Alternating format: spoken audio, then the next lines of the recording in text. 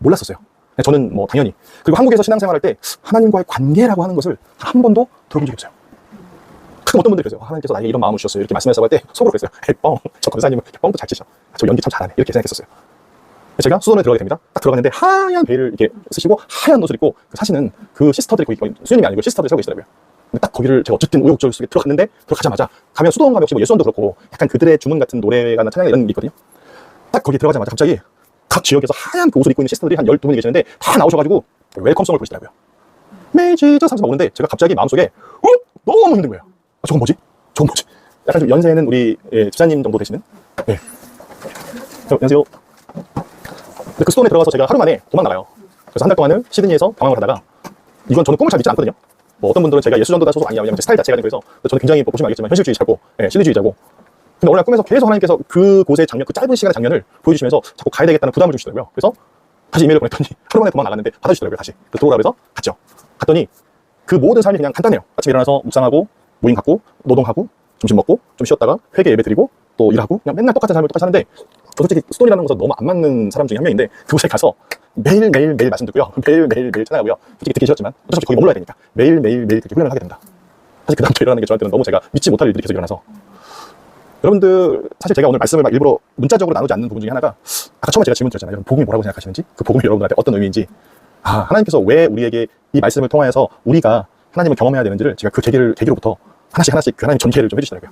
아까 제가 말씀드렸죠. 사실 범죄를 해도 범죄인지도 모르고 그게 나쁜 짓을 해도 나쁜지도 모르고 살았던 저에게 이상해요. 말씀이 들어오니까 사실 어렸을 때 말씀 들었잖아요. 근데 그게 희한하게 저한테는 하나도 들리지 않더라고요. 암송도 엄청 하거든요. 제가 뭐 어렸을 때부터 그냥 시편 1편 자체는 워낙 암송하고 다녔고 뭐 유명한 말씀 제가 읽어드린 말씀 워낙 유명하잖아요. 복음에 나와 있는 그 천국 복음에 대한 뭐 하나님 나라에 대한 워낙 유명한 말씀 다 암기하고 암송하고 있는데도 머릿속에 그게 한 번도 이게 뭔가 크게 역사한 적이 없던 것 같아요.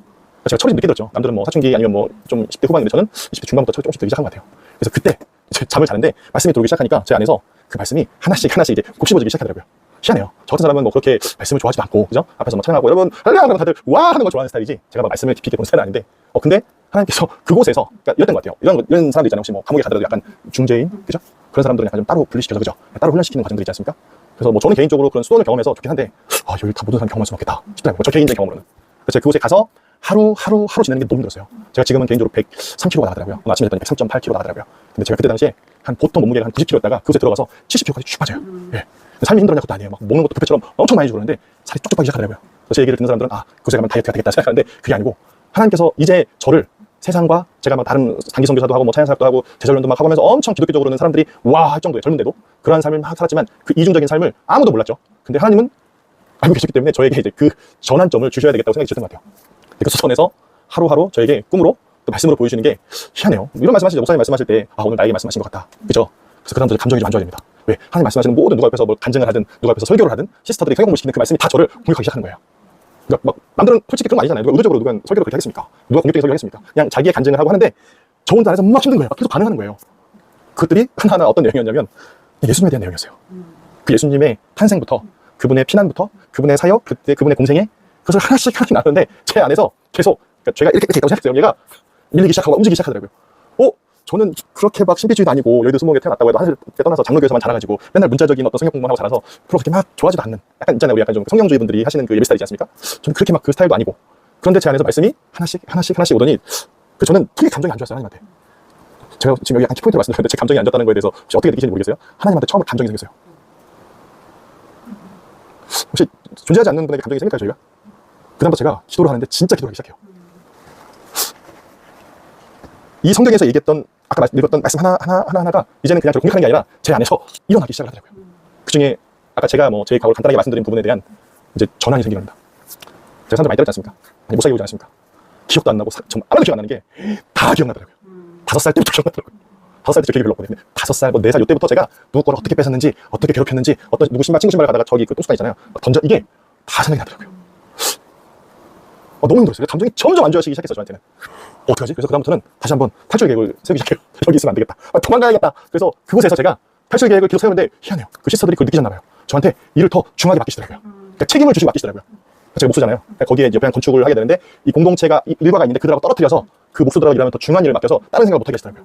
저는 원래 제가 갖고 있는 생각을 누구한테 잘 이렇게 속마음을 잘 얘기를 못해요. 얘기하면 제가 약해진 것 같고 괜히 굳이 이런 거? 근데 희한하게 이게 너무 힘들어지니까 사람을 찾게 되더라고요. 그러니까 하나님을 찾는데 아무 대답 안 하시니까 사람을 찾게 되더라고요. 당연히 누구겠어요? 거기는 리더시겠죠? 거기는 가면 이렇게 한 분 한 분, 한 사람 한 사람한테 기도 파트너를 정해주세요. 시스터로. 그래서 제가 너무 힘들어서, 여러분들 몸에서 뭐 가끔씩 체하면 어떻게 되죠? 삐 나오잖아요. 정말 힘들어서 거기는 시스터를 붙들고 제가 막 발작을 했던 것 같아요. 제 기억으로는. 울고 불고 하다가 이게 안 나오니까 발작을 했던 것 같아요. 사람이 그렇게 힘들 수 있을까? 왜 영화에서 봤더니 갑자기 나한테 일어나지? 그리고 왜 예수님께서 행하셨던 하나하나가 자꾸, 그러니까 예수라는 얘기를 거기서는 지저스라고 하죠, 영어로. 근데 뭐 저한테 당연히 예수님이라 해석이 되니까. 들으면 들을수록 제 안에서 계속 일어나는 것이 못 참게 돼서, 뭐 이건 안 좋은 생각이긴 한데, 아, 차라리 내가 일을 너무 힘드니까, 내가 내 생명을 끊으면 이 생각이 안 나겠다라는 생각도 막 할 정도로 너무 힘들더라고요. 근데 거기에서 시스터들이 항상 이 말씀으로 선포하시는 분들이 있어요. 그런 마음들은 하나님이 주신 마음이 아니다라는 거. 그래서 계속 이제 제 상황을 알게 되신 이후부터 저를 위해서 기도하기 시작하시더라고요. 근데 정말 저는 그분도 아까 말씀드렸죠. 하얀 옷, 나중에 사진 한번 보여드릴게요. 하얀 옷 입으시고 하얀 이렇게 하다 보니까 약간 우리가 볼 때 좀 우리하고는 다른 삶을 사시는 분들. 그분들이 기도하면 괜찮아요. 근데 계속 거기에서 또 말씀을 들으면 제 안에서 너무 있게 일어나다 보니까 한 20km 정도가 그 안에서 쭉쭉쭉쭉 빠져나가다가 나중에는 그 예배당 앞에서 이제 하나님과 제가 똑대하기 시작합니다. 제가 아까 말씀드렸죠. 25년 동안 신앙생활을 하면서 하나님과 나와의 관계라는 걸 들어본 적이 없다고요. 항상 문자적인 말씀만 들었고 저는 하나님을 경험한 적이 솔직히 없어요. 앞에서 사행도 하고 교회 열심히 하고 했지만 다 청년도 있고 제자훈련도 시켰지만 하나님을 경험한 적이 없어요. 왜? 나하고는 관계가 없었거든요. 항상 문자적인 말씀은 저한테 너무 지루했어요. 왜? 글도 좋아하지 않죠? 말씀도 뭐 열심히는 있지만 그것이 저한테 크게 다가오지 않았죠. 근데 그 질문이 하나님 살아계신가? 하나님을 사랑하시나? 근데 한국을 떠나서부터 설교에 자꾸 얘기하는 단어 중에 하나가 릴레이션십이었어요. 그래서 속으로 좀 웃었죠. 아니 하나님 나는 나지. 이게 무슨 관계야. 근데 계속 그곳에서의 그 시스터들의 삶을 또 그들의 말씀을 통해서 제 안에서 아이고 죄송합니다. 꺼졌네. 아까 그 말씀 읽었던 부분이 일어나기 시작합니다. 말씀 읽으려는데 제가 잘못 눌러가지고 꺼졌어요. 죄송합니다. 아까 그 말씀을 제가 봉독했죠. 누가복음. 맹인이? 잠시만. 왜 켜져? 예수께서 대답하여 이르시되 너희가 가서 들은 것을 요한에게 알리되 맹인이 보며 못 보는 사람이 걸으며 나병 환자가 깨끗함을 받으며 귀먹은 사람이 들으며 죽은 자가 살아나며 가난한 자에게 복음이 전파되라 하라. 이 말씀에 관한 부분들이 제 마음 안에서 하나씩 나기 시작해요. 그래서 제 안에 큰 변화가 보이냐면 제가 5살 때부터 그 당시까지 지었던 기억났던 모든 죄를 다 나열하기 시작해요. 제가. 그리고 그때 당시에 혹시 그 싸이월드라는 게 있었거든요. 그 다음에 아이러브 스쿨이라는 게 있어서 솔직히 뭐 떠나 있었어도 저희 동창들이나 옛날 친구들하고 다 컨택했었거든요. 누가 시키지도 않았는데 제 마음 안에서 솔직히 이거는 그들을 위한 정말 미안함은 저 혼자 갖고 있었긴 했지만 그 미안함이 전달이 됐을지 모르겠지만 솔직히 말씀드리면 제 마음 편하자고 이제 사과하기 시작해요. 네, 사과하기 시작하는데 저 몇백 장을 썼어요. 몇백 장을 썼다는 거는 제가 얼마나 많은 사람들을 그동안 괴롭혔고 힘들게 했고 때렸을까요.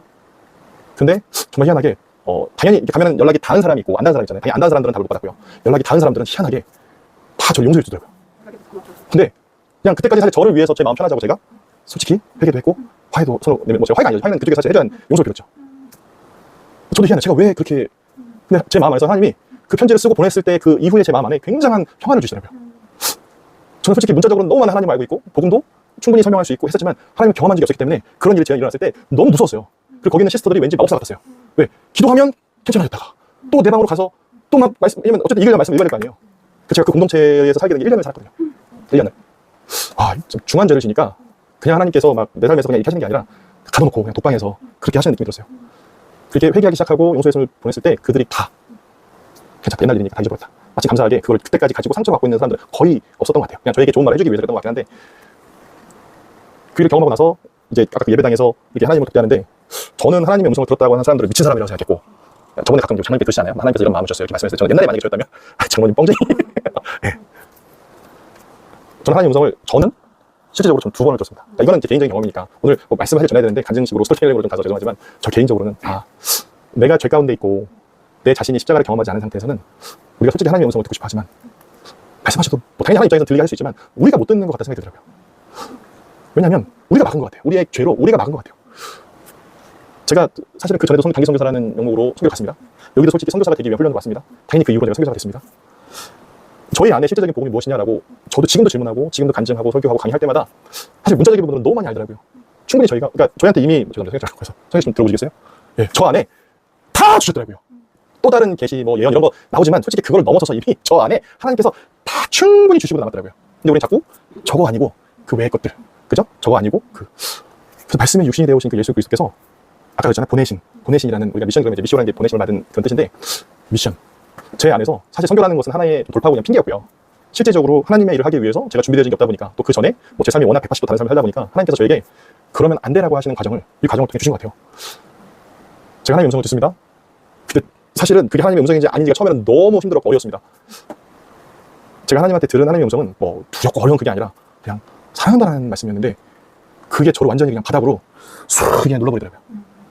그다음부터 제가 이제 제 입술로 기억했던 거를 막 썼잖아요. 그 입술로 하나하나 고백하기 시작해요. 근데 그 고백이 막 억지로가 아니라 이제 나를 위해서가 아니라 그 예수 그리스도라는 분을 조금씩 감정이 생기고 그분하고 알아가기 시작하고 하나씩 하다 보니까 그분을 제대로 모르면 큰일 나겠다는 생각이 들더라고요. 내가 그냥 성부당에 사람 잡는다고 대충 뭐 해가지고 막 이렇게 하는 게 어이구 내가 정말 큰일 날 짓을 했구나. 선교를 하겠다고 해놓고 제대로 예수님 경험도 못하고 복음도 제대로 모르고 그걸 모르고 내가 하려고 했구나 하면서 그 안에서 정말 하나님과의 사랑이 쌓이기 시작해요. 제가 하나님을 사랑한다는 걸 진짜 실질적으로 고백할 수 있는 일이 그곳에 일어났는데 그 전에는 한 번도 일어난 적이 없어요. 아까 말씀드렸잖아요. 하나님을 경험한 적이 없고 그분한테 어떤 관계가 한 번도 없기 때문에 제가 어떻게 그분을 알겠어요. 이제부터 그분의 십자가를 통과하기 시작합니다. 당연히 안전한 바운드리에요. 거기는 여러분 오해하시면 안 돼요. 안전한 바운드리에요. 수도원이기도 하고 또 저를 특별하게 케어하시는 분들의 기도와 그 안에 제가 하나하나 제 죄가 이젠 고백되어지기 시작합니다. 당연히 제가 그 죄로 인해서 뭔가 피해를 준 사람한테는 제가 회개하고 용서를 빌기 시작합니다. 그 사람들을 위해서 기도를 하죠. 당연히 그들 중에 크리스찬들이 계실 땐 그분들 저 축복해 주셨고 제가 지금도 잊지 않고 계속 제 마음속에는 기도하고 있어요. 그 사람들을 예, 위해서 당연하죠. 저기 또 제품 아유, 뭐 그 이상이죠. 네. 그게 궁금했어요. 아, 그래. 제가 그 십자가에 제가 하나씩 박혔는데 최종적으로는 최종 십자가를 통과할 때는 뭔가 자꾸 비어있는 느낌이 하나 들더라고요. 나는 다 회개했는데 뭐가 자꾸 부족할까? 저는 자꾸 제 행위와 제가 갖고 있던 어떤 잘못했던 것만 십자가에 못 박기 시작했지 저를 못 박지 않았어요. 왜냐하면 제가 계속 말씀을 읽고 있다 보니까 그냥 내가 하는 행위와 내가 하는 생각이 죄가 아니었구나. 내 존재 자체가 하나님을 아담과 하와가 떠나 있었을 그때부터 이미 내 자체가 죄였구나 라는 것을 그때부터 깨닫기 시작해요. 그래서 내 자신을 한국 이름이 양정모입니다. 영어 이름은 사역 이름은 폴 양인데 폴 양이든 양정모든 못 받기 시작해요. 그때부터 주구장창 이상해요 사람이. 여러분 제가 보시면 제가 눈물이라도 조금 흘릴 사람처럼 보입니까? 바늘 하나 들어갈 구멍도 안 보이는 만한 사람이 울기 시작해요. 제가 정말 생각하면서 좀 눈물이 많이 났는데 그때가 좀 기억이 나서 그래요. 하나님께서 저에게 눈물을 선물로 주셨어요. 예, 저로 하여금 하나님의 마음을 알게 하시더라고요. 그 다음부터 그 전에 선교라는 건 솔직히 얼마나 멋있어요. 선교사, 그죠? 딱 그러면 뭔가 제가 목사님 할 인재는 아니고 그때 나름 이렇게 선교사 얼마나 멋있습니까? 그런 타이틀, 찬양 인도자, 제자 훈련하는 거 리더, 우와 되게 멋있게 나름 살아가려고 했는데 그것마저도 다 하나님께서 못 받게 하시는데 그 이후로 하나님께서 저에게 보여주시는 것들이 있어요. 그게 오늘 솔직히 찬양했을 때 하나님의 그 선하신 목대, 선하심과 그분의 목자 되심과 그분의 양들을 이제 보여주기 시작하시는데 당연히 처음에 그 양이 잃어버린 양이 저는 다른 사람들이 아닌데 알고 보니까 저였더라고요. 근데 중요한 건 조금만 이제 그다음부터 하나님을 이제 정말 알아가고 살아가기 시작하는 그 가운데 하나님께서 저에게 보여주신 그 모든 그림들이나 모든 것들이 뭐냐면 아까 말씀하신 믿지 않는 사람들, 내가 용서를 빌었지만 믿지 않는 사람들, 내 주위에 믿지 않는 가족. 와 신기하더라고요. 그 과정이 너무 신기하더라고요. 제가 그다음부터 하나님한테 하나님 제가 뭐 가수도 되고 싶었고 뭐도 되고 싶었고 뭐도 되고 싶었는데 그런 기도가 안 나오더라고요. 하나님 그렇다고 제가 뭐 선교사 되겠습니다 이런 얘기는 너무 못하겠는 거예요. 제 양심상. 기도하기 시작합니다. 하나님 제가 앞으로 어떻게 하면 좋을까요? 또 3개월을 기도했습니다. 그 3개월 기도하는 가운데 하나님께서 그곳에서 제 아내를 만나게 해주셨어요. 아멘. 그래서 아내는 사실 성교를 모르는데 제 모든 과정을 봤잖아요. 아내가 그 과정이 너무 신기하더라고요. 그래서 어느 순간 나누다가 저희 아내한테도 똑같은 일이 발생합니다. 아까 제가 얘기했던 그 십자가를 통과하는 일이 일어나는데 사실 그 공동체 안에서는 그 SR이라고 스페셜 릴레이션십 이런 게 안 되잖아요. 뭐 시스터를 더 이렇게 남녀가 막 그런 거 나누면 안 된다 그러면서 당연히 안 되니까 저는 중보하기 시작하고 아내가 이제 그런 과정을 겪고 나서 나중에 와서 같이 좀 나누는데 똑같더라고요 저하고. 너무 신기했어요. 아니 나에게 일어난 일이 왜 저 사람한테 일어나지? 예. 아내가 이제 한국 가가지고 아내가 결혼할 그 후보자가 한 3-4명이 기다리고 있더라고요. 예. 근데 그거를 나누는 순간 하나님께서 저희 두 사람 눈을 탁 맞게 해주셔가지고 그 다음부터 아내는 뭐 선교를 전혀 몰랐던 사람인데 제가 아내한테 그 다음에 대시를 했죠. 우리 선교사 훈련 받고 같이 선교지 안 갈래요? 했더니 예. 저한테 그랬죠. 미친놈. 처음에는 전혀 마음이 없던 상태여서 그 다음에 하나님께서 그 나머지 과정들 통해서 계속 일하시면서 저희한테 뭘 보여주셨냐면 우리하고 똑같은 고민하고 저희하고 똑같은 죄를 짓는데도 죄를 짓는지도 모르고 솔직히 하나님 전혀 모르는 사람들도 보여주셨지만 하나님을 안다고 얘기하지만 전혀 모르는 사람들. 그래서 사실 제가 한국에서 돌아와서 사역을 한 것들이 뭐냐면 솔직히 저는 목회자들을 훈련시켰어요. 한국 목회자뿐만이 아니라 여기저기 이제 해외에서 온 목회자들을 그들에게 선교를 심고 훈련시켰어요. 근데 많은 분들이 정말 다시 그 안에서 회개를 경험하고 그 안에서 예수 그리스도를 경험하면서 십자가를 통과하는 일을 다 경험하면서 많이 경험하면서 정말 함께 선교를 하게 됐거든요. 제가 오늘 간단하게 뭐 좀 장황하게 했지만 시간이 많지 않네요. 제가 오늘 나누고 싶었던 거는 저희가 복음이라고 하는 부분들을 문자적으로 너무 잘 알고 있고 성경 말씀을 너무 많이 알고 있지만 실제적으로 그 복음과 그 예수 그리스도와 우리가 무슨 관계인지 모를 때가 많고 정말 많은 스트러글링을 할 때가 많더라고요. 근데 뭐 저는 개인적으로 그냥 제 경험이기 때문에 모든 걸 보편할 수 없을 것 같아요. 하지만 원리는 같은 것 같습니다.